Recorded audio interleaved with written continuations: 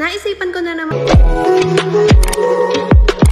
And gamit lang ang dalawang ingredients sa loob lang ng 15 minutes. Hello mga mare, bali dito nga sa gagawin kong dessert gagamit lang ako nitong cake bars at dalawang angel creme densada. At nagready na din ako nitong paglalagyan ko na plastic container na meron ng takip. Una nga ibabalatan ko muna itong mga cake bars at aalisin ko muna sa kanyang packaging. Etong fudge bar nga pala ang napili kong gamitin. At kung gagawa din naman kayo nito ay depende na lang din yun sa inyo kung anong gagamitin yung cake bars. After naman mabalatan ng mga cake bars ay hahatiin ko lang ito ng ganito sa gitna. Medyo makapal kasi kapag ginamit natin yung isang buo. Bali 15 nga pala na cake bars yung nagamit ko dito. And after naman ay ilalatag ko lang yan ng ganyan at ihihilera ko lang hanggat sa malagyan yung buong container. Naku, sobrang easy lang talaga nitong gawin mga mare pero sobrang sarap talaga. At kung hindi nyo nga pala bet, ang chocolate na fudgy bar ay meron pa naman yung ibang flavors. Anyway, after ko naman maihilera yung mga fudgy bars ay ayan, pipit-pit